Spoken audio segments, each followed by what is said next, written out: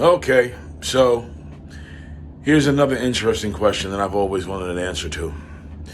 And this one is not as easy as some of y'all may think, okay? But who's the richest family here? The Huxtables or the Banks?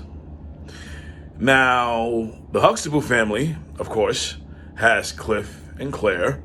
One's a doctor, one's a lawyer, one's the gynecologist is not the one who delivers the babies, right? It's the OBGYN, if I'm not mistaken. I think it's an OBGYN. Cliff is an OBGYN, senior attending, by the way. Claire is a lawyer, senior partner, by the way.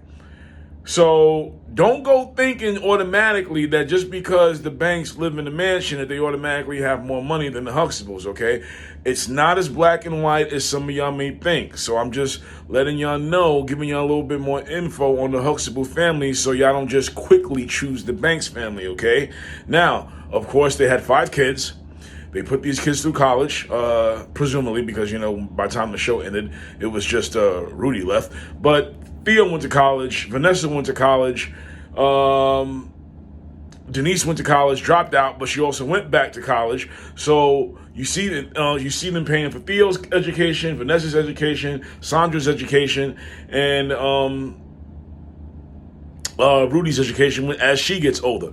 But you also got to take into account that they also paid for Sandra's and Elvin's house, if I'm not mistaken. They were also paying half their rent, if I'm not mistaken, when they moved out that crappy apartment. These are just examples to show you, that the Huxtables had dough. All right. Now, if you take the Huxtables and put them in California and you put them in Bel-Air, don't you think they could afford the same type of shit that the Banks family was having? Now, granted, Cliff was a little bit more cheap than Philip. You just need to take those factors into account. Also, as far as the Banks family is concerned, let's go down their history a little bit. You have Philip Banks, who was a senior partner at his law firm, and you had Aunt Viv, who was a college professor, if I'm not mistaken. She was a college professor. We're not talking about the remake, okay? I think in the remake, the Banks family is much richer than the Huxtables. We're talking about the original, okay?